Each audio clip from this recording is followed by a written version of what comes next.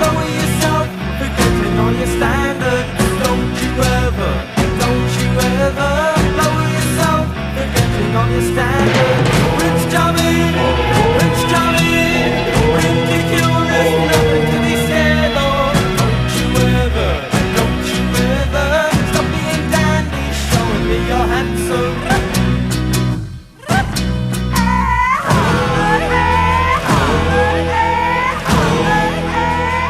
Hi, I'm Adam Ant, and this is 1981.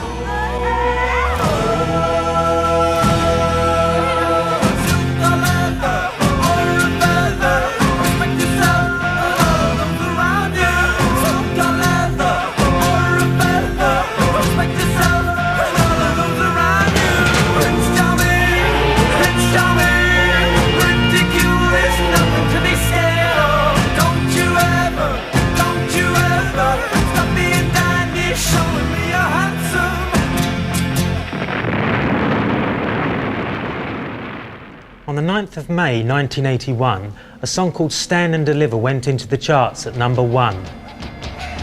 12 months earlier, Adam and the Ants were an underground punk band with a cult following. Now we were the most popular band in Britain. Everything felt right, everything felt fresh.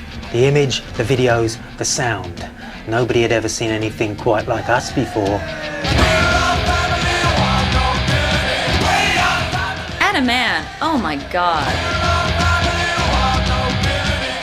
What a beautiful, beautiful man he was. Absolutely gorgeous. And the fact that he was in a band and he was interested in me was fantastic. Kings of the Wild Frontier is a great album. They made some fantastic songs. This is the first time we've done this in nearly 20 years. 1, 2, 1, 2, 3, 4.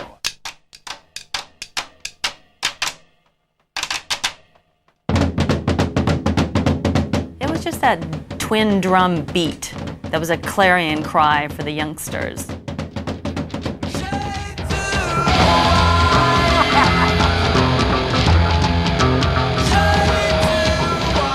To hear two drummers on stage and that Burundi beat, it really did take your breath away.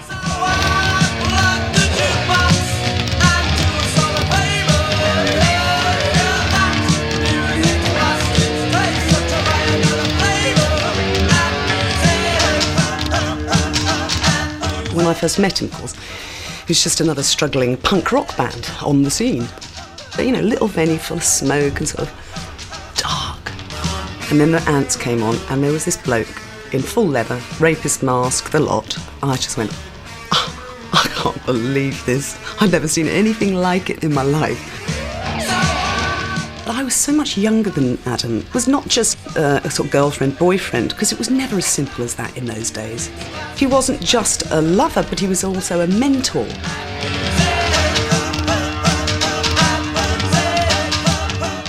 Well, I'd always consider myself to be in a punk band and sort of a punk artist. I guess for anybody who really loved the idea of punk but didn't want to get into the spitting or the heroin or the snot, you know, Adam Ant was kind of a nice, pleasant alternative. I suppose he was a bit of a transitional sort of period between punk and new romantic. Right now, no show seems to be complete without a band called Adam and the Ants. The reason is because they're going on tour currently, and you'll see for yourself. Live on the show tonight, let's welcome hit 13, Dog Eat Dog.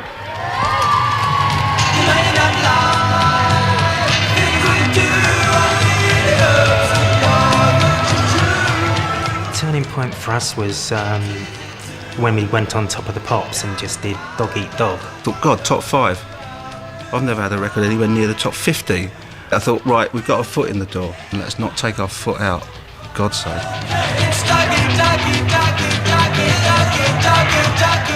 The fan base changed, I guess, as the records started selling, but you don't see that because you only see that at concerts. We stopped a tour and it was kind of a pretty heavy punk audience, and 3 months later we'd do another tour and it wasn't a punk audience, it was all little girls.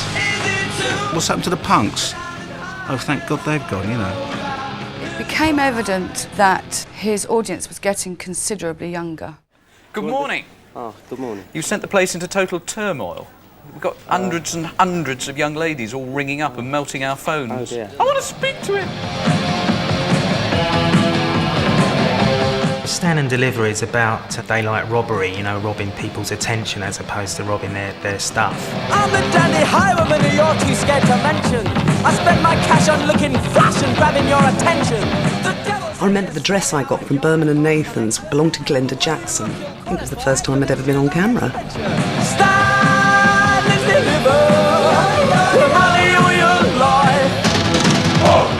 He was one of the first to use the then quite new medium of the promotional video to project himself. Even though you fool your soul, your conscience will be mine. Hardly anyone had videos, and it's very hard to convince record companies that videos were worth making because they're very expensive. But somehow Adam convinced them. Stand and Deliver, where it all went really pantomime and theatrical. We're the dandy highwaymen, so tired of excuses, of giggling in philosophies where only showbiz loses. A lot of people said it was very carry-on. Englishness was a big part of his aesthetic, I think. And quite camp. He opened doors for a lot of people like Boy George and people like that. I have to say, Adam had fantastic vision. He had a great sense of what he thought was the next move. Everything he seemed to do was so breathtakingly fresh.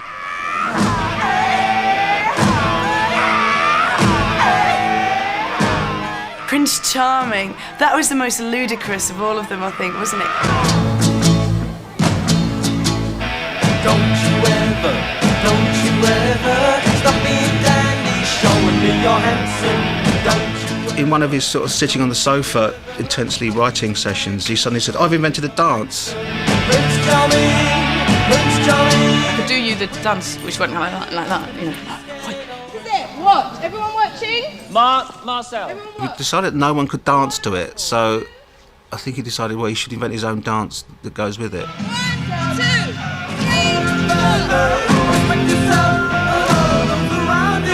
It was part of our identity.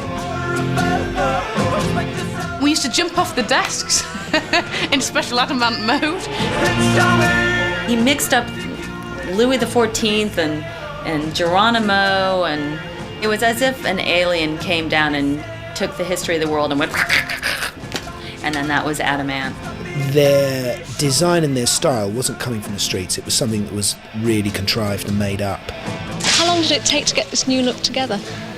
Well, thinking about it, I started thinking about it about 6 months ago. Everything I'm wearing is made by craftsmen, like the shoes are made by people that spent 30 years making shoes.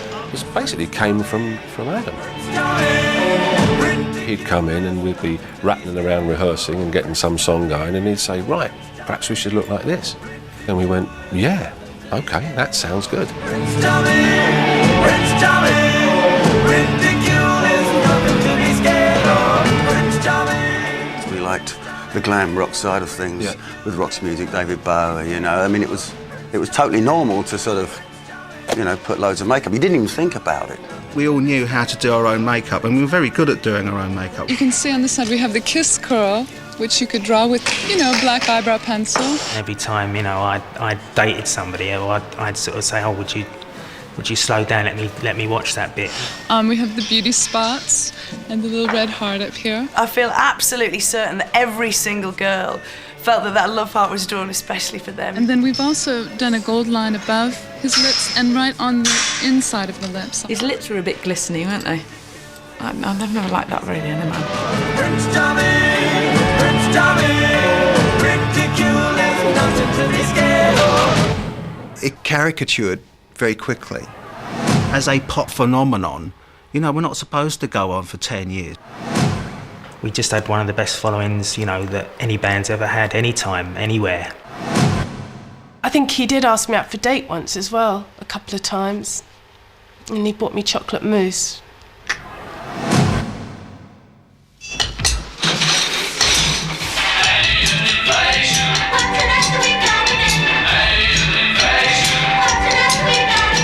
This is the best bit.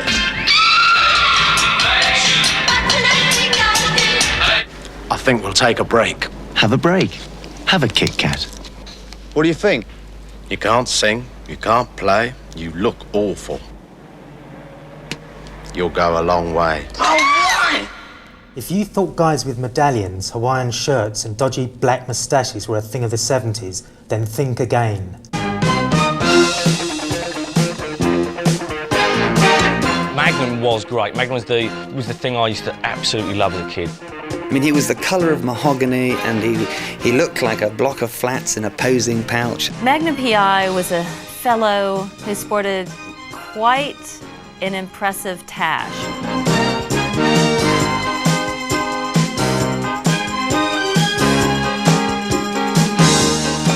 My mum was very keen on Magnum, I seem to remember. All I remember about Magnum is trying to persuade my dad to paint his car in the same way that the helicopter was painted. I would have loved to have had a moustache.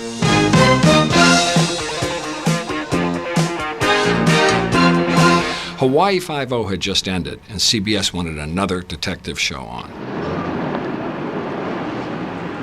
Ski, Lieutenant Magnum. Tom Selleck as a private eye in Hawaii. That was what they wanted. I heard you're playing like a detective. Investigator, Ski. Private investigator. This was Tom's last shot, so to speak. He had done 6 or 7 pilots, and none of them had gone forward, were successful. I was thinking of myself as the king of the unsold pilot by then. I think Magnum was the 7th pilot where I had a lead in a television series, if it sold, and it kept me I was a pretty well-kept secret. Take me to 265 Kahului Drive. I ain't running no taxi service. He wasn't a good private investigator. He was about the most stumbling, bumbling guy. And then he got these other 2 stumbling, bumbling guys, and only through their sincerity and belief in doing the right thing did they stumble and bumble on the right thing. A lot of our cases weren't solved. Could you get me a little lower? If I wanted to water ski with this chopper, which I don't. You don't look like a private eye. Private investigator. I want to hire you to help me find my little sister, Caroline. Why'd you come to me? Well, you're a private investigator. Yeah, I know. There are 37 private investigators in the Honolulu phone book. Why me? It was a bit like Bergerac, wasn't it? It was island-related detective hijinks. Don't know what to say. So you owe me one. All that running around solving crimes, God, it'd be exhausting going with someone like that. Were they all Hawaiian-related crimes? Like someone's stolen my grass skirt, Magnum. And at 2:30, you received a call from an hysterical woman who said the rabbit died.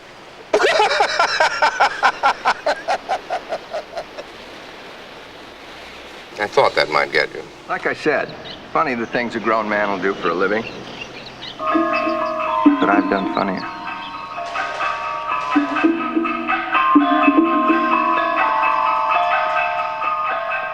When we got the pickup for the series, CBS and I had a lot of difficulties over elements of the series. Vietnam was one of them. Magnum was an emotional show because you had a lot of Nam flashbacks. I think it was the first action show to have someone have a Nam flashback. They recognized this as really the first show in American television that recognized Vietnam veterans in a positive light. Water bug blue. This is home with Angel. You guys down there? Here you had 3 veterans who weren't axe murderers, but they were pretty responsible human beings who adjusted to coming back out of the military. Negative. We got a hook there near that river. That was an essential element to motivate all these characters. So that was pretty neat.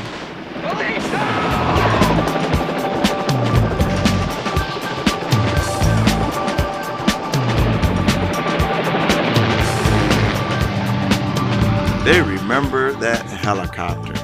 They remember the helicopter and the dogs. Hi, guys. And I know they remember the Ferrari, the red Ferrari. And I know that they remember the dogs. And then they remember the cast. Thank goodness.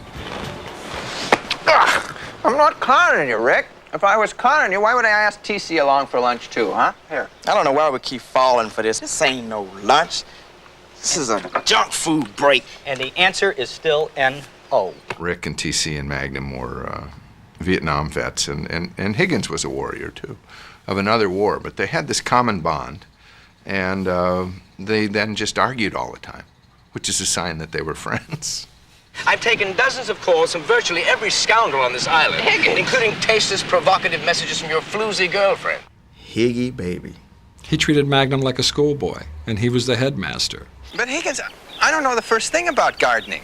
I assure you, the kind of work I have in mind requires no intelligence whatsoever. Like what? Like distributing 1,500 pounds of recycled vegetation that was delivered yesterday. Recycled vegetation? What do you mean recycled vegetation? Recycled how? Through a cow.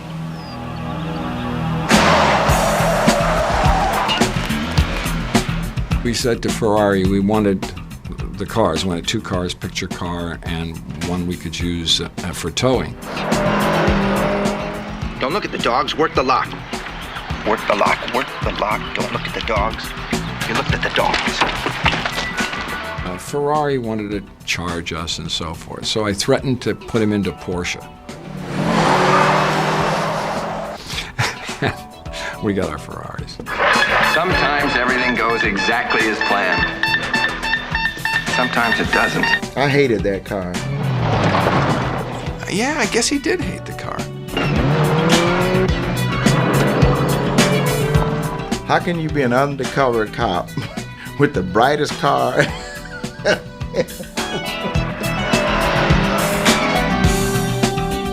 Do you know that we basically had to put a Volkswagen engine up under that hood? That's a horrible lie.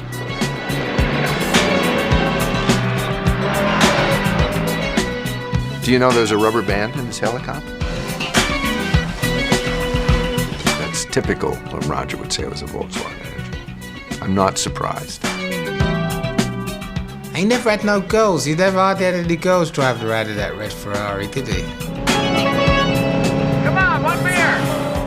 As you watch Magnum in later life, you suddenly realise maybe the moustache was a sign. Maybe it was a gay hotbed. Higgins, you're a romantic. Yes, I suppose I am. And it was always very ambiguous, the relationship between Magnum and Higgins. And then these 2 big dogs.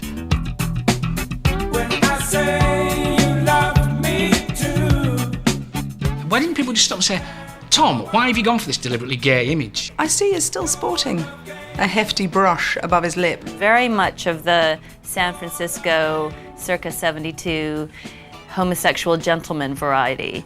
However, he was much beloved by middle-aged ladies. I'm so glad you never shaved that off. That's a beautiful brush. I probably had the best time of my life. I really had. Actually, I might have had too good of a time. I was having fun, but I didn't know how much fun I was having until I look back on it and say, boy, we had a ball there. You know, I always considered it a major achievement that after 8 years we still spoke to each other, because a lot of television shows don't end up that way.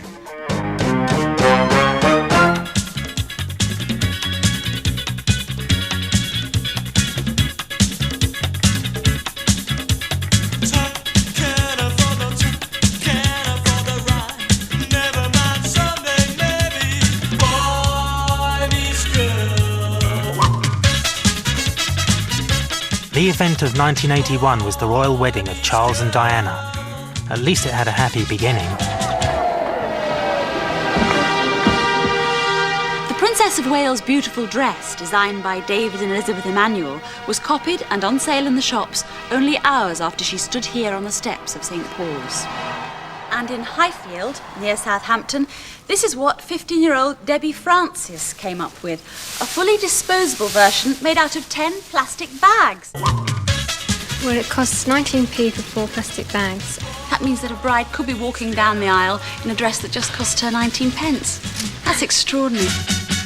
Romance was in the air, but when it came to love in the 80s, size really did matter. The size of your Valentine's card, that is.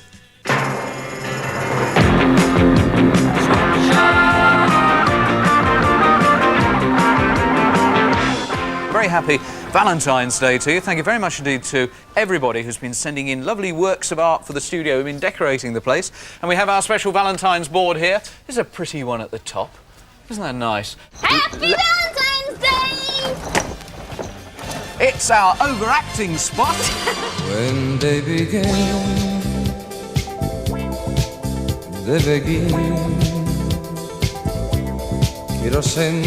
Valentine's Day, I like to think of it as a sort of arid desert scape with some tumbleweed just blowing across.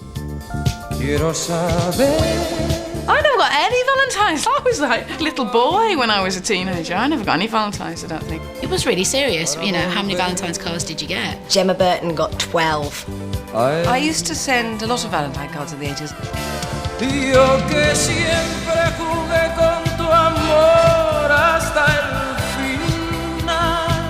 I remember sending some Valentine's cards. I made one and it had loads of sweets in the shape of a heart.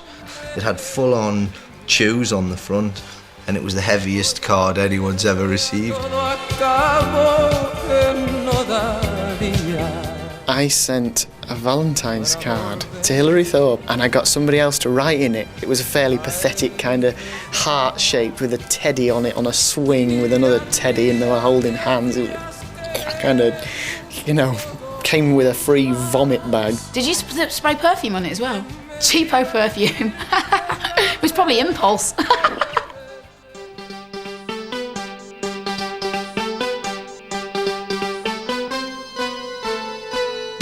I just remember the oversized Valentine's cards. The bigger, the better. Like, if the postman could actually fit it through your door, forget it.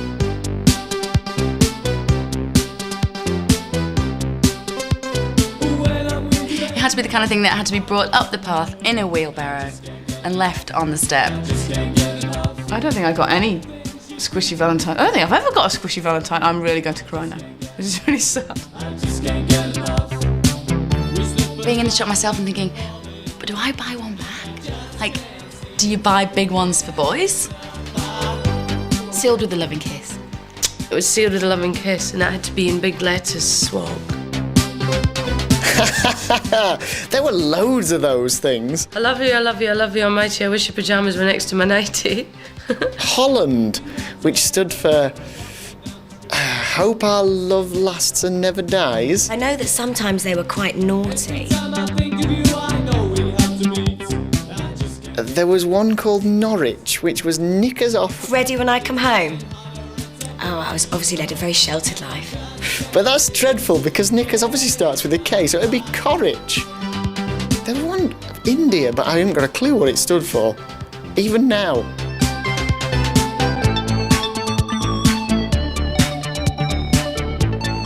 I used to get one from my dad as well that was really annoying. It's like, Dad, I don't want one from you, leave me alone. My brother always got them instead. He was the good-looking one in the family. Isn't that sad? Should I go home? I'm sure there were kids who sent them to themselves.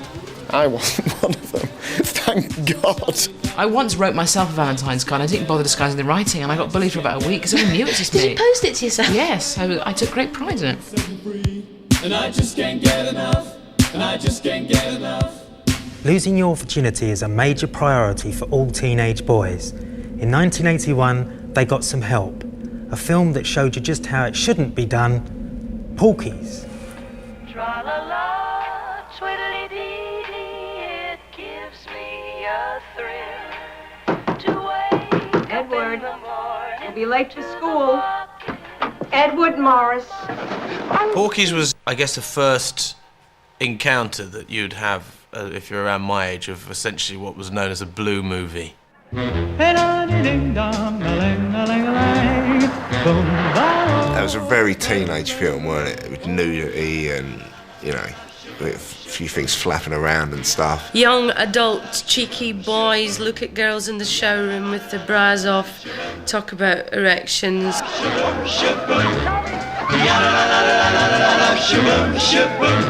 I remember the thought process was sex.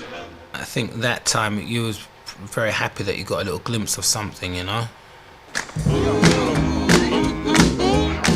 Wasn't it about humorous goings-on at a school, like American Pie?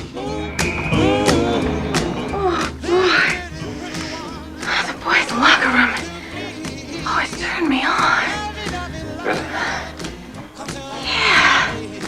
Your parents parents didn't talk to you about sex, but the films used to discuss it, how we spoke about it at school. And I don't think it influenced you to go out and have sex, but I think it definitely made you feel a lot easier about yourself, that, wow, okay, these other kids are feeling the same way. They want to do the same things. It was cool. You guys wait up! The character I played, Pee-wee, you know, just basically what all 16-year-olds are doing at that age, and that's, you know, checking it out, checking the scene. And so that's what it's about. Hey, what are you looking so glum about, Pee-wee? Look, man, this is getting serious. I gotta get laid. The first movie, Porky's One, basically was about a group of guys trying to get my character. Can you say laid on English, Davey? What's so funny about that character? He was just shed his clothes. He was there. Okay, I'm ready.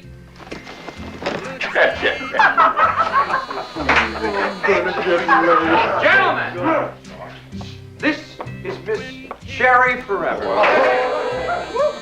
My character in Porky's had the wonderful name of Cherry Forever, and I just couldn't turn down a part whose name was Cherry Forever.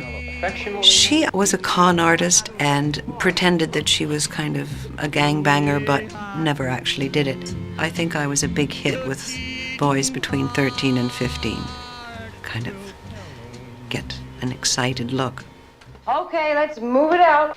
Yo! Well, obviously a lot of people were offended by the movie and thought it was sexist. And I would disagree with that. I stand behind, I think the women are the stronger characters in the movie, certainly stronger than the men. Damn it, we missed them. There was a shower scene, that's right. I couldn't even think if that was like, I just dreamt that up, but it was actually in, there was a shower scene. Tommy, what are you doing? Everyone used to talk about that all the time, constantly. Hey, hold still, man. That was the one that I chuckled at, when Nancy Parsons, who played Ballbreaker, and she sneaks up and got it, and he goes up against the wall. She's got it! It truly was a phenomenon in a lot of ways. My grandmother went and saw it. Oh, God, that was special. It touched a nerve. It was alive, and it was real, and it was that moment in time, and there wasn't a sincerity or an honesty to the work. It was extraordinarily popular. The movie, people actually went to see that movie 3 and 4 times. And it became a cult film. Porky's was an American film which, in my opinion, was just an excuse to show large-breasted women on the cinema screen for adolescent boys like me to sort of remember that and then go home and abuse ourselves over.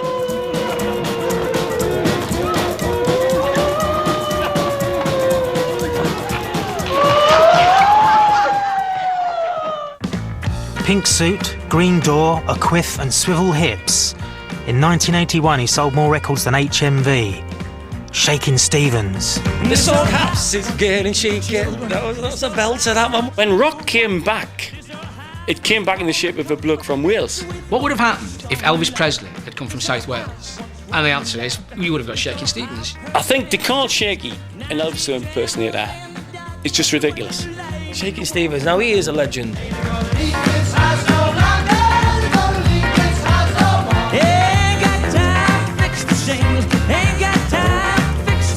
Along comes an artist who's filling a gap. I thought it was rather clever, really. The one word I can use to describe Shakin Stevens was wholesome. He was what he was. It was just like you saw on the packet. Shaky was good. He wasn't bad.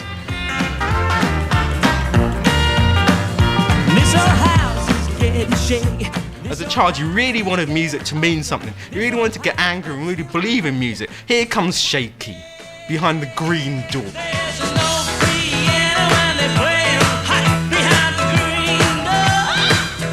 I was writing songs about jungles of Jupiter and thunder in the mountains, and Shaky goes and releases one about a door. Please.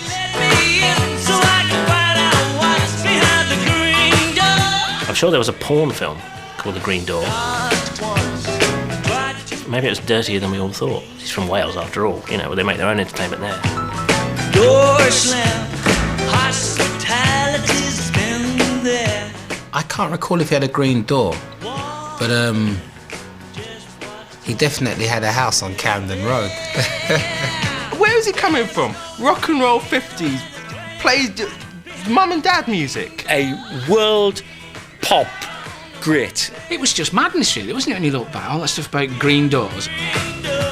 Look to him. Is he still going? I bet he is. Yeah, good luck to him. First there was Superman, then there was Batman, then came Spider-Man, and in 1981 there was Crumbs, Chief, it's Danger Mouse.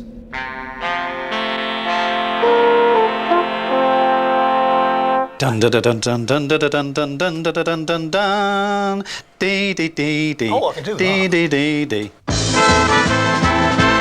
He's the greatest. He's fantastic. Wherever there is danger, he'll be there. Danger Mouse. Amazing Danger Mouse. Astounding Danger Mouse. Dun, dun, dun, dun, dun, dun, dun, dun. And the bomb blew up. Always made Penfold jump. I loved it. He was kind of like a divvy James Bond of mice, wasn't he? Sorry? I think Brian Cosgrove has said it was a kind of a spoof on James Bond. I'm sorry, James Blonde? This is how Danger Mouse looked when we were first working on him. It's completely different, based on James Bond. And we had a designer who came up with this white cat suit. And we had people saying, no, you can't just put him in white, he's got to have lots of colours. But we kept him in white and we didn't care. Oh dear, I do hate hanging about. Then when you get a writer involved, and when you get a voice like David Jason... Honey, I thought I heard voices. That becomes the character. Oh, nobody loves me, everybody hates me. Danger Mouse was strangely sexy. I think it was his sort of smooth head and really huge ears. No one's talked about Fifi, have they? Because I never knew anyone called Fifi. I didn't know she lived at 26 Lodge Lit, and I had number with Bum. Why wouldn't you want to go out with Danger Mouse? I don't understand. London, home of the Cockney, the Winkle Stall, the Thames Gas Board, and, in a quiet Mayfair pillar box, the world's greatest detective, Danger Mouse, and his faithful assistant, Penfold. Oh, no, Chief. Remember me catching this man-eating shark in the Bahamas? Should I ever forget? I was the bait. Next slide, please. Oh, crumbs. And casting Terry Scott as Penfold was a brilliant move. Here, my brother and my friends have found a way to make 3p last forever. One of his early characters was a very silly child, like a baby brother. And Terry adapted this for Penfold, and it was perfect. Oh, curly whirly. It out-chews. Yeah, that's what it does. It out-chews everything for 3p. He used to come into the studio in the mornings with a reasonably normal voice, sit at the microphone and pump himself up. And he got squatter and fatter and redder. And his voice started to say, oh, good grief. Oh, good grief. Oh, crumbs, Chief. Oh, crikey. Ooh, crumbs. Crumbs. Crumbs, Chief. Ooh, crumbs, and me with a sore arm. Oh, he was dead cute, wasn't he, Penfold? Penfold might have been Danger Mouse's sidekick, but Terry Scott was damned if he was going to be David Jason's sidekick. It's no use, Penfold. If only you had that spanner I gave you for Christmas. Do you mean this one, Chief? So the way that they tried to steal the show between them, although absolutely professional and not upsetting the show, was quite amazing, and it brought out the best in both of them. How are you going to get us out? I am going, Penfold, to use my head. Oh, Chief, didn't that hurt? No, didn't feel a thing. So you had kind of these normal animals that made sense in this very normal sort of London setting, and then these just absurd storylines. I think we broke the mould a little. I think the surrealism and the oddity that we put into the shows was a bit of a surprise, I think. Crumbs, Danger Mouse. What's the matter? Someone's broken in and pitched our washing machine. I wouldn't be too sure. That hole was made from inside, as if the washing machine broke out. Broke out? Ah, that'll be Colonel K. London's been invaded. Invaded? But who? Washing machines, DM. Do you know, sir? For a minute, I thought you said washing machines. I did. Hundreds of washing machines. Look at this. Reports are coming in of the blessed things breaking out of hundreds of kitchens and ganging up in central London. Good grief. I didn't believe in talking down to children, and Cosgrove Hall didn't believe in talking down to children. I'm going into a 7th level yoga hopping trance. Oh, crumbs, Chief. I'll go all goose pimply. Oh, fiddle. 7th level. He could be up and about for days. Whoops! Whoop! They were little animals, and they used to come out of their underground den, like driving that little car by the telephone box, the post box. Come on, Penfold.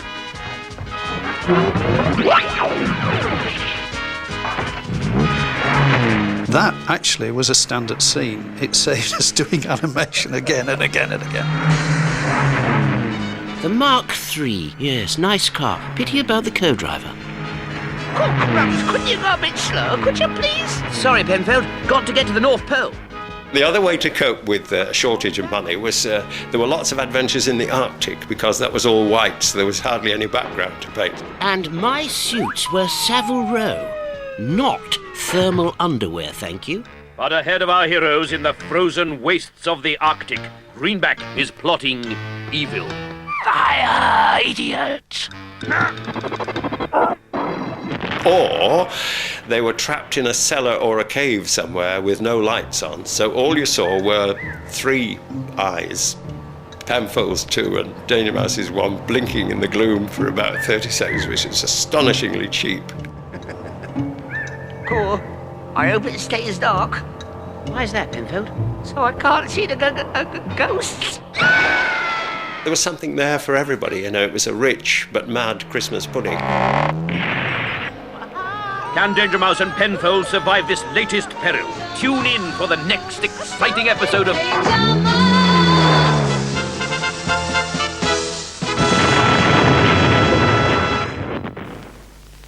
To answer these fundamental questions, we've asked a bicranial philosopher to begin by comparing the solar system's leading chewing gum with New Omega.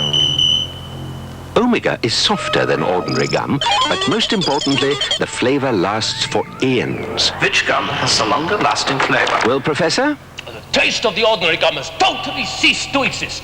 But the delicious flavour of New Omega is going on and on. Splendid. But what is the meaning of life? That one I am still in 2 minds about.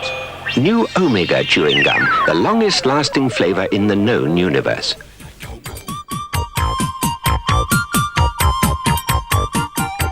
You know, in 1981, top executives clearly did not have enough work to do.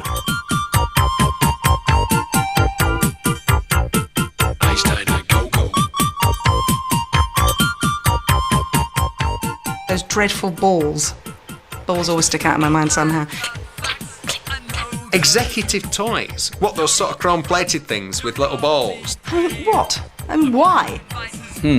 Well, I suppose it's fair to say that I guess I started the madness. In this monstrous thing here that everyone loves to hate, which is Newton's cradle, we call it ball race. It was originally developed by an American in wood, and we decided that it was something that would work in chrome and steel. It performs absolutely no function whatsoever. It is fascinating. It demonstrates Newton's first law of motion, which is every action has an equal opposite reaction. It's about the only bit of science I know. So that when you pull one ball back, there's only enough energy to push one out the other end. If you pull 2 back, it has the energy for 2. Yeah, Dad had one of those. I used to love it. He had them probably because he had an office in the house, because he's a surgeon, so he used to have a consulting room at home. He probably got them so that his patients would walk in and go, oh, he's obviously kosher.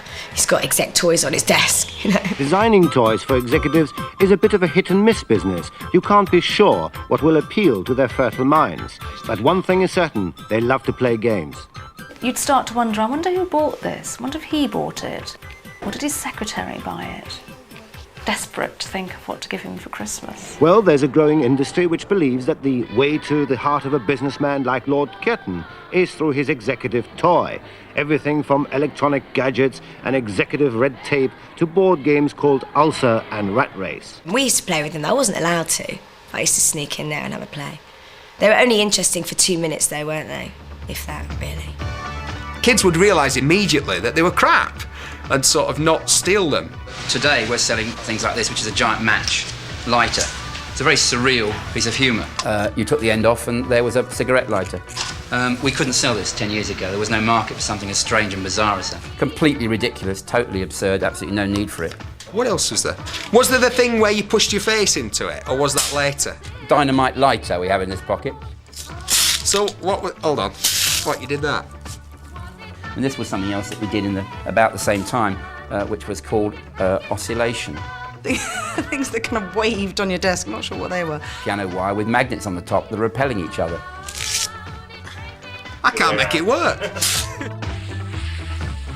The Mercury Maze is the latest in a long line of bestsellers. This firm has already sold 40,000 at £4 a time. Mercury Maze, you can see that one, which was couldn't make this anymore, it would be completely illegal. You've got the piece of mercury floating about, and if you're not careful, it kind of splits and breaks up into all different sections. I can't imagine spending much time sitting with this without trying to take it apart. Oh yeah, that's great, isn't it? The thing is, truthfully, that really, in the 80s, bad stuff sold as well. They're like a joke that someone keeps telling you again and again and again until you want to kill them. We like to think we were ahead of our time. I suspect in some ways we were. And this is about as silly as we get, which is a nail through the head. It's a very old joke. But we eventually became behind our time and gave up.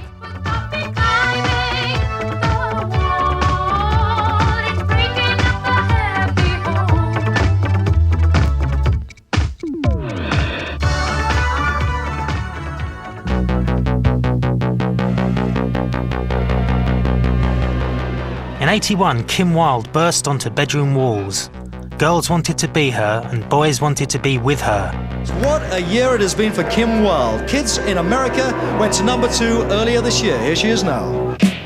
Friday night and everyone's When I saw Kim Wilde, I went wild, in fact. She was amazing. She was beautiful. I search for the beat in this day. She was blonde, she was good looking, she danced and jiggled along. We're the kids in America. We're the kids in America. Whoa. Everybody lives for the music around. All my mates fancied Kim. It was a nightmare. Bright lights and music gets faster. Kids in America, for me, was this complete fantasy. I'd never been to America, and everyone said, why are you singing Kids in America? I didn't really have a very good answer, except I thought it was a fantastic pop record. Hot shot, give me no problems. Much later, baby, you'll be saying never mind. I wrote Kids in America in about half an hour, no longer than that. It was really quick. Me and Dad just sat down one night in the front room and I had my little wasp synthesizer whacking away, and it just suddenly came. We're the kids in America. We're the kids in America. It was kind of very hard sounding and very sparse sounding, and it worked for 1981 very well. The title was the most important thing to me. Above everything else, the title, because without a good title, there's no point in having a great melody. Who were these kids in America? She wasn't one of them. She wasn't even a kid in Britain. We're the kids in America. Well, you're not though, are you? You obviously are the kids from Basel. Kids in Hertfordshire didn't have quite the same ring. We're the kids in America. We're the kids in America. We got a call from Mickey Most, who was a producer, saying, I've got this record leaping up the charts and I need a video for it, and I need it day after tomorrow. When we started to shoot, she got terribly nervous and slightly overwhelmed by it all. So I sent the crew over the pub and got somebody to get us 2 bottles of wine and got those down there. I remember making quite a few videos with Brian. Yeah, he was a mad, bad and dangerous to know. We've got Kim Wilde for you now at #4, see?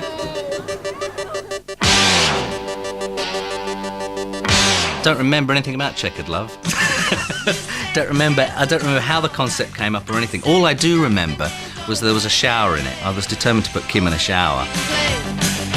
Brian was asking me to do sort of clench my fists and stuff under the shower. And I still, to this day, don't know really what that was supposed to mean. I did it, of course, as directed.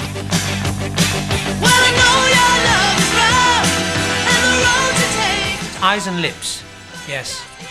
Fantastic mouth to look at.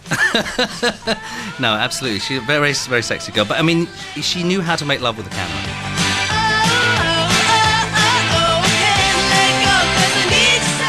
remember sort of having this sort of connection with the camera, which I found surprisingly easy to do, and to watch it and to look at it and to dare it and flirt with it. There was a slight distance to her as well, which I thought was quite interesting. It was just Kim moving around. She could have been singing in a different language. I just was besotted by Kim Wilde. Cambodia followed that. I do remember that. I think I'd watched Apocalypse Now too many times and had delusions of being a movie director. Cambodia was definitely a high point. The beginning of the first verse goes, "Well, he was Thailand-based," which is one of the greatest opening lines in pop. Well, he was Thailand-based, she was an Air Force wife. He used to fly weekends. It was the easy life. Easy life, I guess you'll never know what got inside her soul. She couldn't make it out, just couldn't take it off. Doing Cambodia was pretty scary because I was like lying on the floor and this huge fat boa constrictor thing was slithering all over me, and a tarantula was sort of dropped. And I was like, oh, never again. I should never work with those animals again. Job to do, fly to Cambodia. I was so petrified about being a one-hit wonder. I just made sure that I kept writing and coming up with ideas, and thankfully it worked okay.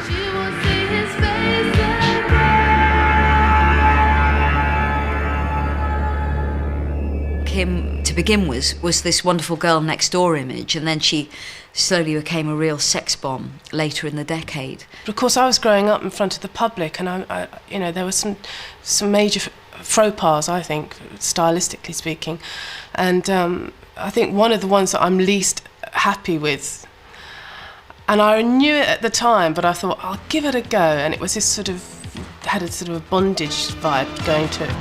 I just thought she was absolutely, sex on legs. She was gorgeous.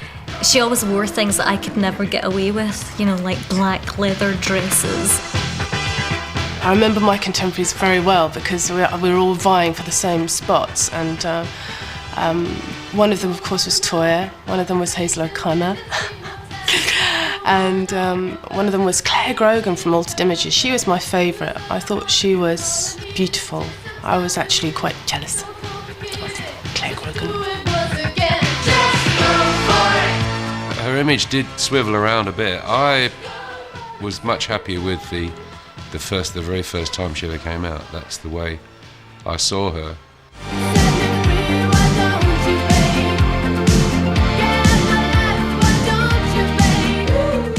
When she was hot, and nobody knows how long that's going to last. I had the career I wanted, and I never felt that I was cut short just because it wasn't more, it wasn't like someone else's, or it wasn't as big as so-and-so's.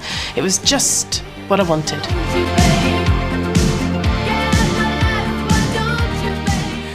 I often wonder, now she's a gardener, sort of professional gardener, if she's still got that old stripy t-shirt that she used to wear, because people do keep old clothes for the garden, don't they?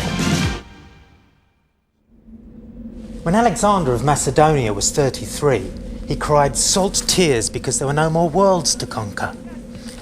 Eric Bristow was only 27.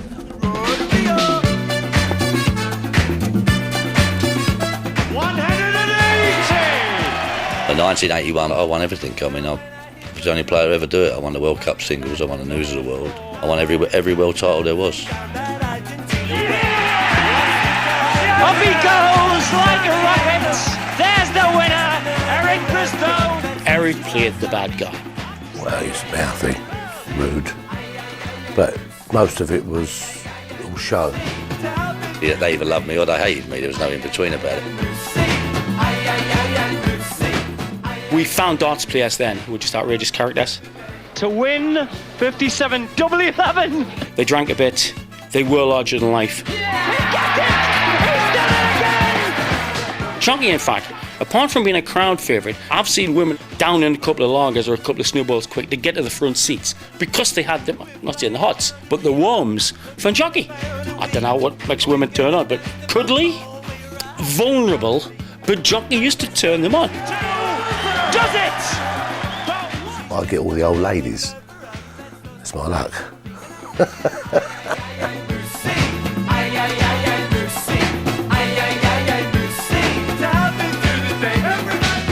Dart players drink. Game on. So it's Fat Belly to go first. And it's a good start. Double vodka. You don't walk into a pub, get your darts out, go on a dartboard and have a throw. I mean, the first thing you do when you walk into a pub is you go to the bar and order a drink. It's a double brandy. And another double brandy. Can he make it 3 doubles on his very first go? He's done it. That's 140 milligrams. 140 milligrams. It's like cigarettes and matches, I suppose, or fire and water. They go together. After a couple of beers, you tend to relax and you can play a bit of darts. He's gone for a triple scotch. That'll help. That'll keep him in the game. So I can play darts without a beer, but I wouldn't feel as good. Would you believe it? It went in, but it's come out again. It was great to switch on at night. We had kebab and watch the drinking. It was the first time a working class subculture had really exploded on the box.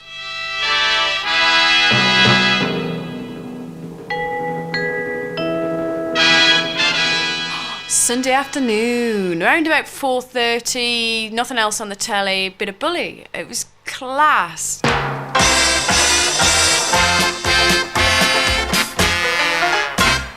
It was like waiting for Godot with caravanettes. It was so bleak. It was a show for sadists. It was postmodern structuralist. Probably Marquis de Sade's only venture into game show.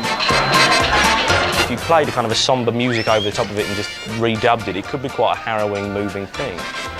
If Samuel Beckett had done a game show, it would have been like Bullseye. Ladies and gentlemen, will you welcome your host for the evening, Jim Bowen?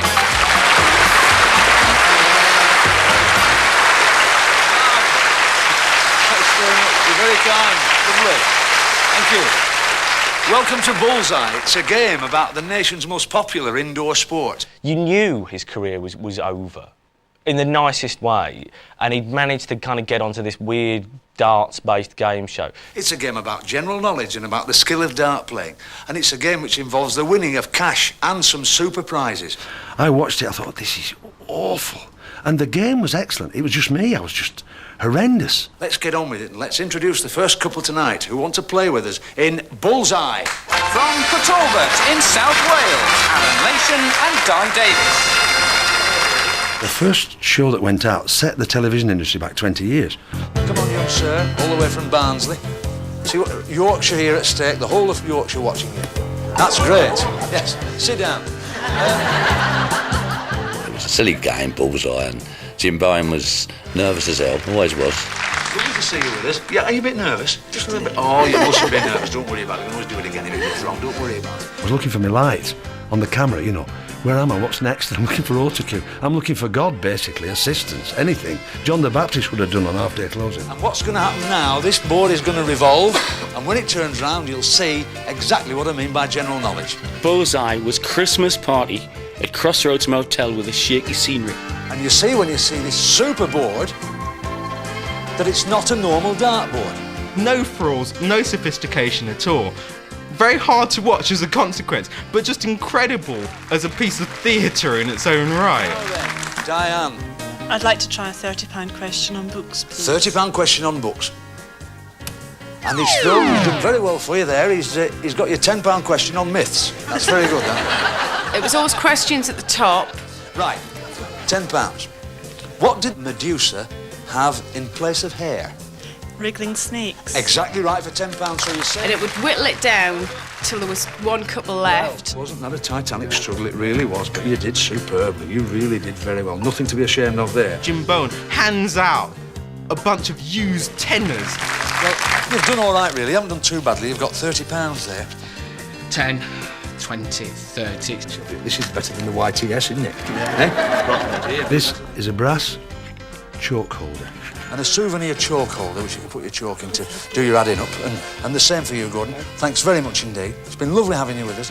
And we used to give them these unashamedly. We weren't embarrassed about it. We said, and there's your brass chalk holder. They say, Oh, thank you, really, very good. So, ladies and gentlemen, real encouragement for Eric Bristow here as he throws for charity. You've got this big wooden surround with this dartboard in the middle, and the dartboard was like 8 inches too high. It's amazing. It's doing all our dart players all over England the world a good, this, Eric. It really is. And none of them was the right height. They didn't get that right for 3 years because they didn't have the budget to put it right. What's that? What's his catchphrase? A little poem, just to remind you, keep out of the black and in the red. Nothing in this game for two in a bed. Nothing in this game for two in a bed. Great rhyme. It was the bit when they called out the prizes around the scoreboard when they were in one. In one. It's a stand-up fridge freezer. In five. A fine bunch who will keep getting on top of each other. A nest of tables. In 2, a brush to sweep the motor out. In 2. Sparkling craftsmanship in these sherry glasses and decanter. And we used to say, a cafetiere. I never knew what a cafetiere was, but it was a coffee pot. In 3. A smile at every station from this friendly electric train set. In 3, a curly-whirly ruler. In 7. Shout hoop hoop hooray. It's a croquet set. Rubbish, rubbish. And Bully's special prize. That's the bullseye. Right in the middle, you got it. That's the Thames dinner. That's a fabulous prize. You've won this, you've won a toast, you've won that. And do you want to gamble all that? You've got the time until the board revolves to decide if you're going to go for the star prize. Consider a gamble. Gamble the prizes you've got there, that armful of prizes, against tonight's star prize, which is hiding behind Bully. You've got the time it takes the board to revolve to tell us what you'd like to do. When these people turn around and go, no, we're not going to gamble for the boat or the car, whatever it might be, because they don't know yet, that's the worst thing, it's torture. You've got the time it takes the board to revolve to tell us what you'd like to do. These are people who genuinely could do with a toaster. And they're going, do you want to risk your toaster for something that you would never, ever afford in your life? Are you going to gamble that, the 101 or more with 6 darts, 3 apiece? They're going, oh, toast in the morning or a car. Oh, no. No, absolutely, categorically. Go on, boys, up you go. That's humiliating. That is actually humiliating. You're going to have a go. You're going to have a gamble. Come on. I think the non-darts player had to go first. It was always a complete spanner. They were everywhere. One. One. Oh, that's the one, but that's the gamble. I'll show you what you would have won. I've got to say, look at what you could have won. Oh, what? Don't show me what I would have won. Take it away. I didn't win it. And they always won speedboats and water skis. Oh, there it is. It's a superb speedboat.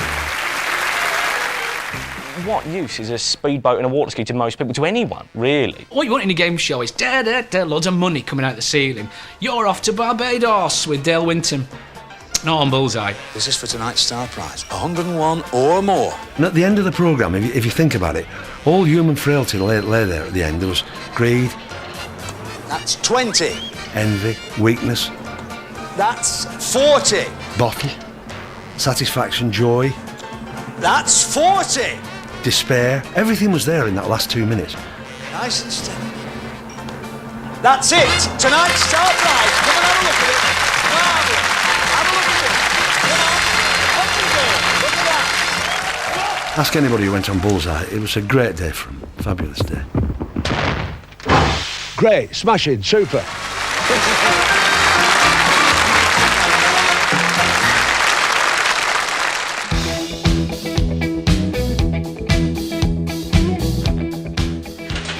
The British eat more biscuits per head than any other people in the world. We chomp our way through over 500,000 tonnes a year.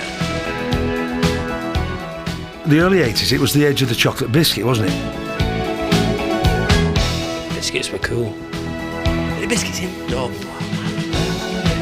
Taste is a very individual thing. At research and development laboratories, they experiment endlessly in pursuit of that most elusive of all essences, popular taste. On special days, I'd get a United bar. How do you persuade a nation of biscuit eaters to eat even more? By advertising. My name is Stan. The interesting thing about any chocolate snack is the promise of them, and that comes in the theme tune. 5, 4, 3, 2, 1. 5, 4, 3, 2, 1. Chocolate flavored coating comes first in 5, 4, 3, 2, 1. then crunch into light, crispy rice. Wagon wheels, though, were brilliant. 4 wheels on my wagon. I was starting to think there was a funny flavour of them once too. There was a kind of butterscotchy layer in the middle too. That was good. 2 wheels on my wagon, and I'm sure hungry. A wagon wheel. It's an epic experience. Wagon wheel's okay, but an orange club is just what it's all about. It's the taste, the chocolate, the biscuit on the inside, then the orange, it just tops it off. I love orange club. I suppose biscuits became part of British culture because tea was. There is something about a proper British tea-dunking biscuit. Drink's too wet without one. The pop music scene and the fashion scene have been influenced by a new youth cult, the New Romantics or the Blitz Kids. 1981 was the year it began for all you old romantics. Well, everyone's wondering what the next big thing is. They felt that they'd discovered it here at this club called the Blitz. Excitedly, documentary makers and photographers from all over the world were coming down and lining up outside to see what was going on. I saw the most baroque, exotic, decadent-looking people that I'd ever witnessed before. All my age, all about 20, 21, 19. It was a place that I felt I could belong to. This was my chance, because I was too young for punk. I mean, we consider ourselves as being the most modern dressers and thinkers in London at any given time. I know it's very conceited, but it's just the way we feel. Spandau at the beginning, was very much into, that baroque look of lots of stuff thrown around our neck.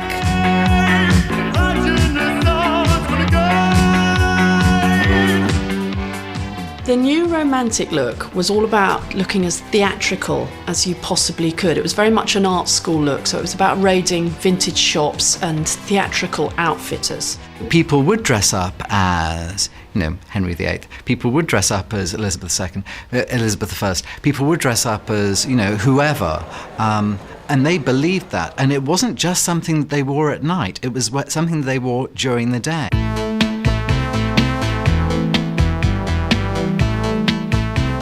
The more black there was, the more lace there was, the more bow lips and gaunt cheekbones, the more I thought I looked absolutely stunning, like you do.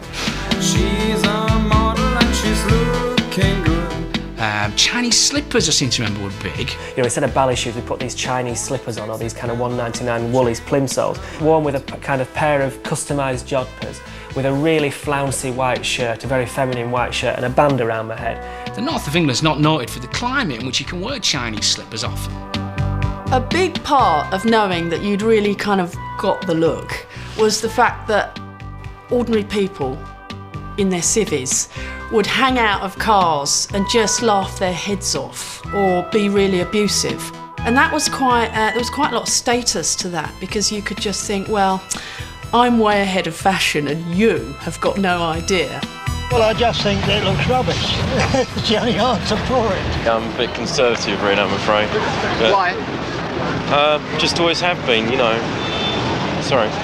I don't feel I'm part of the normal run-of-the-mill rat race. I don't want to be, put it like that. One of the things that I did like about the period was this whole idea of what was called gender bending. Male artists seemed to be able to step out of the normal masculinity and become sort of feminine or a different kind of masculine.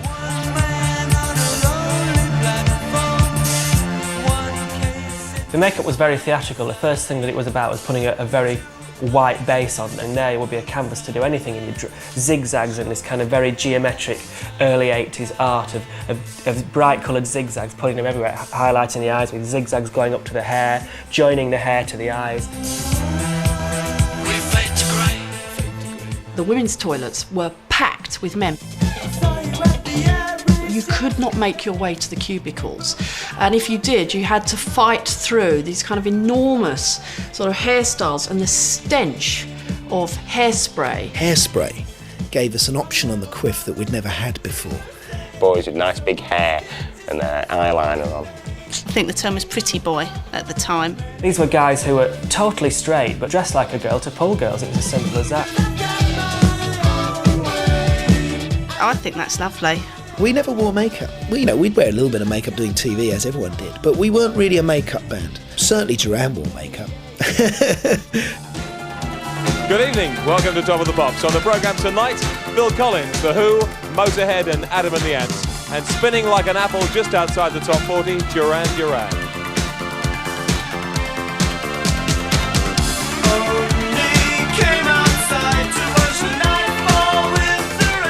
We were interested in wearing makeup and dyeing our hair because we were Bowie fans, And when the rest of the guys came on board, they were like, that looks like fun. Andy in particular, I mean, he was a real, Denim Herbert, like Thin Lizzy. And he looked at us and thought, oh, yeah, I'll dye my hair. Nick's probably the exception. Once the coherent look was established, Nick would sort of rebel against it and, stand out. There was a whole variety of new romantic dances that I used to enjoy. Usually we had such enormous headgear or such major hairdos that too much movement and it would all fall off. Wearing lots of bangles right up to your elbows and doing this, like looking very earnest with it. And then perhaps a mime-like whip-cracking gesture while you pranced in a stately fashion.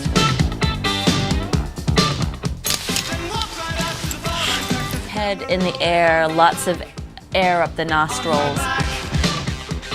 When Visage come on, we do that. It wasn't fun. It was very uncool to look like you're having too much fun. That was the whole idea. You didn't smile, you just tried to look like you were dead cool. Just going into a club and posing for a couple of hours. New romantics were posers. That's what we were about. We sort of invented the term.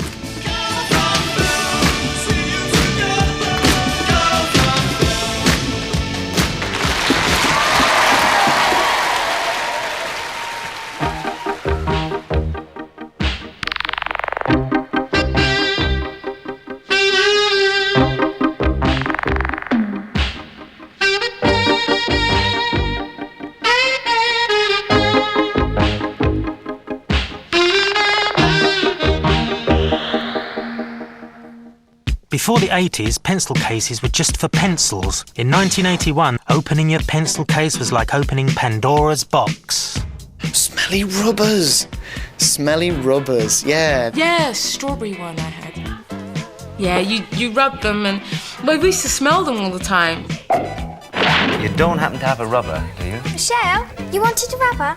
If you have one, yes, it would be very nice, please. Because, you see, I've got this...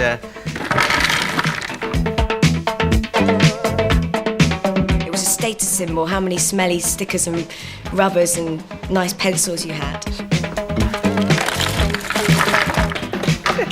But I never had them. These girls used to sit behind me and all that, and they had a banana one, and they used to smell great, and they used to go, just let me have a sniff of your rubber for a bit. You know what I mean? And I just sit there at my hand while I'm writing. There's a set of teeth. Have you got any of those smelly ones? Yeah, I've got a little cologne one there. And that smells of cologne, does it? Let's have a smell. Oh, yeah, it's lovely. Oh, yeah, I'll put some of that behind. My mum used to hate the smelly rubbers because people were eating them. Let's encourage children to put things in their mouths they're not supposed to. It was like a strawberry one, and it was only a little block left because I've been using it like that. And I stuck it up my nose, but just to stick there in the rim of my nose so I could sniff it. And he went, you know, I got stuck there. And I couldn't get it out, and I was trying to blurt out in the end. All the class was gathered around my table trying to get this rubber out my nose. That's no one to do a band in the end. There's just one thing. You haven't seen a pencil anywhere, have you? Food imitation was quite a vogue in the early 80s, 81. Totally kitsch, unbelievably kitsch, but usually had a kind of theme of combining a rubber or a pencil or a piece of notepaper with a food stuff. We created little chip sharpeners, hamburger magnets, which children swapped around, little French fry pens, and of course the idea of fast food was catching on in a big way. When you're in love, you know you're in love. A lot of people had that matching a crunchy pencil case and a crunchy ruler and all that. You might as well resign yourself. But it was a really big thing, wasn't it? And it was always like the rich kids at school had the nicest stuff. If you're a hard man. The big thing that I remember though was the enormous set of felt tip pens. And actually arrange them in the correct order, which is like a faded rainbowy kind of. Like that, really? You spend hours putting them in the right order. And if someone would borrow your green, or any other colour, and they pressed too hard on it, the nib would go in. So rather than being like that, it was like that. And then you couldn't really write it because the plastic on the pen would scratch the paper. And there's always some really smelly kid who'd borrow your pen and chew the end of it and press the thing in and give it back. And then what you had to do, if you wanted to use the green, you have to bite the back off, right, and catch worms from the back of the thing from him. Bite the back off, tap the pen down, get them inside out, the spongy bit, with a little plastic bit around it to stop you getting ink on your hand. But then, in actual fact, there's ink on the outside of it, so it didn't have any effect. And then use that as a colouring in, and then you found out you could actually colour in 4 times as much, as quickly, but you go over the edges. So it was like, you know, quantity, not quality. And you weren't allowed to use them at school anyway. They always used to make you use crayons. It's ridiculous.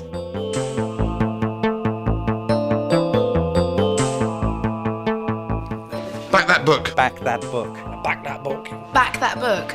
Was that about covering your books? Yes, absolutely. Stickers. What? Back that book. Back that book. You'd make the book a sort of black, shiny colour or whatever, and then onto that you put stickers. You'd cut out things. My bedroom was done out with brick wallpaper, so that's the offcuts that I had on my book, so it looked like I was carrying bricks to school. Yeah. If you came in and your exercise book was back with flowery wallpaper, you've had it for the rest of the year. That's it. I didn't have any wallpaper, so I just used magazine. I had a meat advert from Sainsbury's, so I just had a big leg of lamb on my physics book. And I think the teacher was quite impressed. I thought it was like the Andy Warhol of my physics class.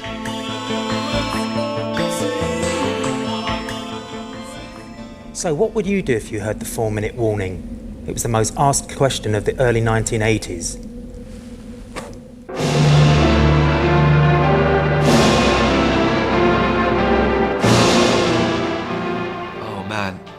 If there had been a 4-minute warning when I was a kid, I'd have run around the school screaming incoherently, I suspect. I would have had one last go on my computer game. I was going to get up, run across the hall, snog Hilary Thorpe, and then jump out of the gym window. But the thing is, I had a BBC Model B then, and it would have taken me 4 minutes to load up a game. You're on the bog, you're knackered, aren't you, really? Just a little red button. I wonder what the red button does. No, it was scary, yeah, I forgot about that. It was America and Russia, wasn't it? Playing a tug of war. It's like the Frankie Goes to Hollywood 2 Tribes video, exactly that.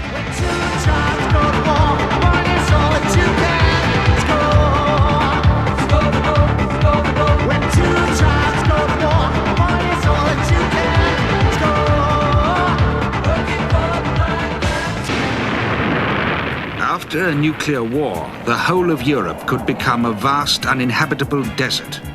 At the time when I was 12, I was just really, really scared. The day has been marked by a number of demonstrations up and down the country. All I did in the early 80s was anti-nuclear demonstrations.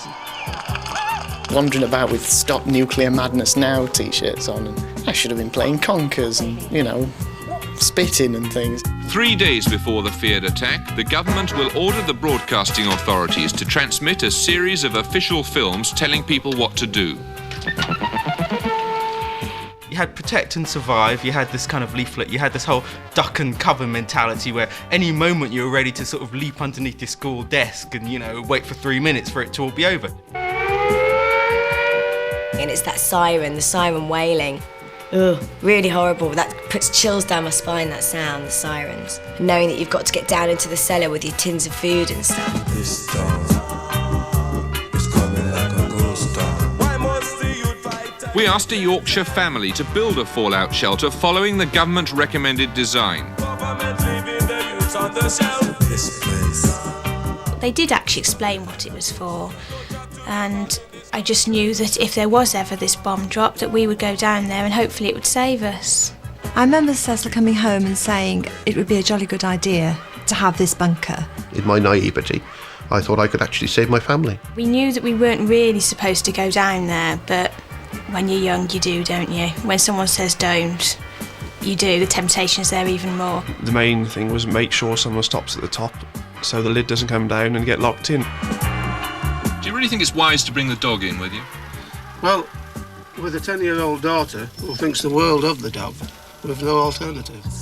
The protect and survive thing was so ridiculous, and actually it wouldn't save you from anything, actually. Protect and survive. Neil, could you let me what are you doing? Painting myself white to deflect the blast. Prepare yourself now by storing all the things you need. Oh, no, not on the roof, man. Put it in the food zone. Anyway, it's got to be tinned if it's going to last 10 years of fallout. Since it can be carried for great distances by the winds, no place in the United Kingdom is safer than any other. And it was a very real thing. I mean, now I think there's a whole generation of people now that would never have heard of Protect and Survive or anything to do with, how to survive a nuclear blast.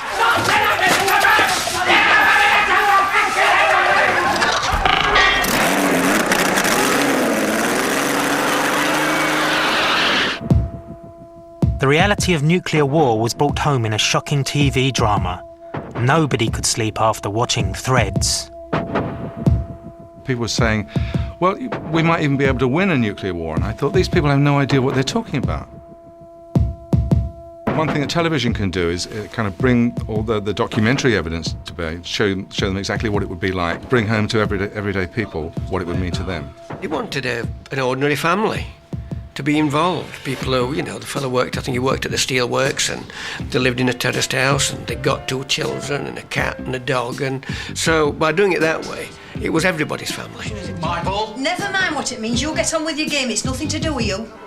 There was no counselling offered. Nobody came and, gave me sugary tea and sat me down and rubbed my head and said, don't worry, you're not really going to die. They've started fighting, Mum.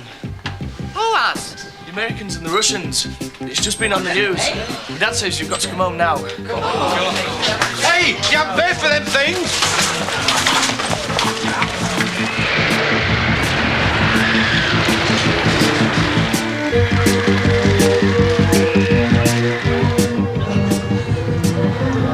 Jesus Christ, they've done it. We were all talking about it at school the next day, and I think that halfway through I'd simply gone, oh, this is too much, I'm turning over.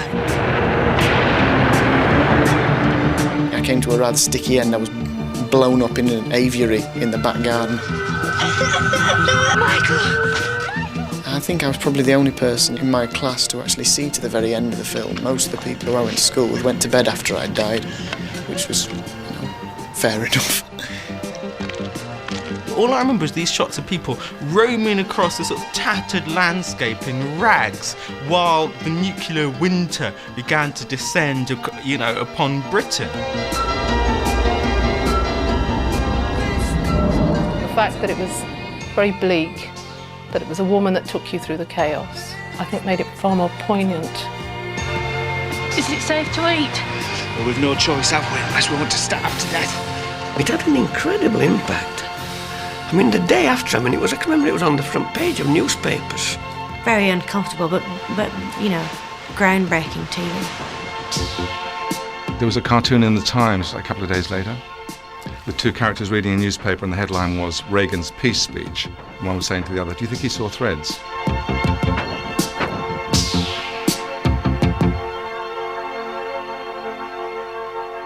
This is the car of the year 1981, the new Ford Escort. It was chosen by an international jury for its aerodynamic efficiency,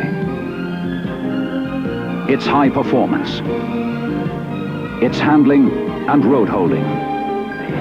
The new Ford Escort, car of the year 1981. So, it's 1981 and you're a lanky, spotty lad who's just discovered girls. You fancy Dee Hepburn, but she's into sports and football. Her mate, however, Clare Grogan, fancies you, and she's in the charts.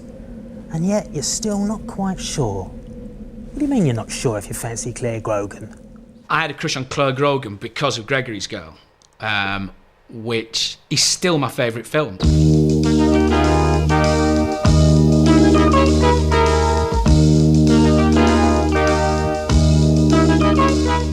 People just come up to me and say, Are you Gregory's girl? They never really use my name. What do you want, dear? I'm here for the trial. Look, this is a football trial, dear. Maybe Miss McAlpine's up to something with a hockey team, I don't know. But this here is football. For boys. That's right. Football trial's 11 a.m. I saw the notice. It's the funniest film I've ever seen. It's still the funniest script. There's so many wonderful moments. The penguin that's never explained, that keeps the kid dressed as a penguin that keeps coming into the rooms and people go, hey, room 4. In a way, without being too grand about it, we're all penguins sort of struggling to find our nest and struggling to find our mate. Hello, hello. oh, hello, dero.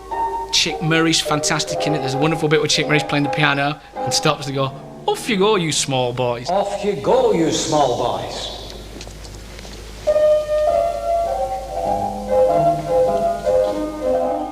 Hello, hello. Room 16? And he goes out with that terrible girl who he's promised some chips to. Look, I've got to go home. I really enjoyed the walk. You go that way, right, and I'll go this way. See you. Hold it, Gregory. I thought we were going for chips. Chips. Okay. It's 50p, you get plenty of chips with that. Bye. Don't be stupid. Come on, you're worse than my dad, and he's old. At least he's getting an excuse for being a prick. When the film came out, I was actually shocked in those days at some of the language that was in it. I still use some of the words from Gregory's Girl all the time. If ever an irritating person goes out of the room, I still go, yeah, arrivederci, Gordon, hurry back. Arrivederci, Gordon. Hurry back. Bella, Bella. Bella, Bella. Bella Ronaldo, Bella Gordon. I like to do something special on Saturday night. Bella, Bella! It's such a funny film. Such a brilliant film about growing up. It's so true about being at school. It just struck a chord with people. I mean, everybody had known a Gregory or knew a Gregory. There's John Gordon Sinclair. He stars as Gregory, and he fancies this slightly tomboyish, good-looking girl who plays football. So, very appealing to me, you know. She's gorgeous. She is absolutely gorgeous. For me, Gregory, in his search for love, his absurd, desperate longing, passion for a girl who's way beyond him, that felt like real life to me. Great. First class. You know, your son, girl. I haven't got near the ball yet, eh? It's not, you know, like your sort of Julia Roberts type movie where, you know, it's all high gloss. It was kind of rugged.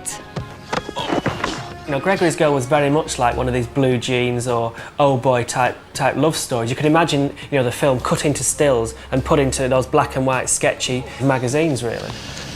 Would you like to come out with me? Okay.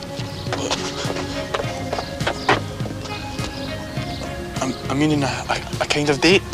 I said okay. He instinctively fancies her because she's good looking and she can play football, but you know, she's not actually really right for him. He needs a more eccentric woman, and that's what he ends up with. How's the football going? Oh, that's good. You need to cut that up a bit. It's a bit big. What about the goalie, Gregory? What do you make of Gregory? Little scene in the science lab where you have Clare, Grogan and myself chatting about Gregory. Well, he's a bit slow and a bit awkward. Yeah, slow and awkward. And that's where we're meant to initiate this thing of me not turning up at the clock tower, but sort of passing him down the line so that he does actually end up with Clare. So that's the way it was manipulated. Hello, Gregory. What are you up to? When I read the script the first time, I was like, okay, so I get to do the snogging and not the football. That's fine. Nobody's looking. Gregory's Girl contains, for me, one of the most beautiful scenes of love and expression that I've ever seen, actually. Do you want to dance? It's really good. You just lie flat down and dance. There's this bit in Gregory's Girl where they lie on their backs and they look up at the stars, and it's just fantastic. We are clinging to the surface of this planet while it spins through space at 1,000 miles an hour. held only by the mystery force called gravity. Wow. A lot of people panic when you tell them that and they just fall off. But I see you're not falling off. That means you've got the hang of it. That means that you have got... Natural ability. Yeah. 1,000 miles an hour, eh? Why are boys obsessed with numbers? I think that some people grow up and they very sensibly want to be doctors or firemen or I don't know. I always grew up with absolutely hideous delusions of grandeur. Thursday night on BBC One. Welcome to Top of the Pops and also welcome to Clare, a movie star and a pop star with...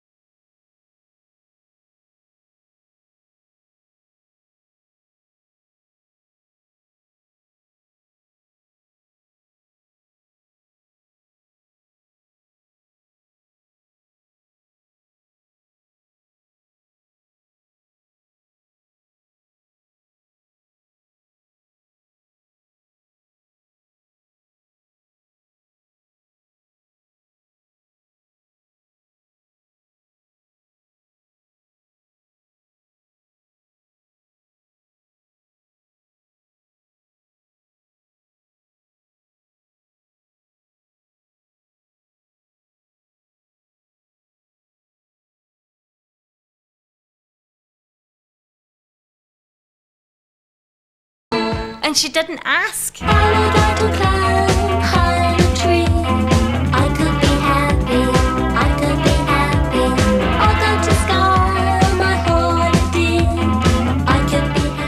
wanted everything. I really did. And I didn't see why I couldn't have it. So young and her career kind of happened very early. It must be difficult to succeed that young and then move on to things that are sort of less in the public eye.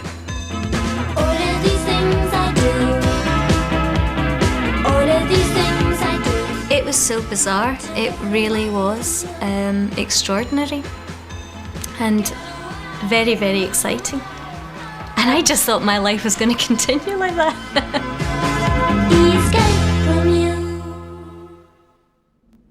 So that's what we did for fun in 1981.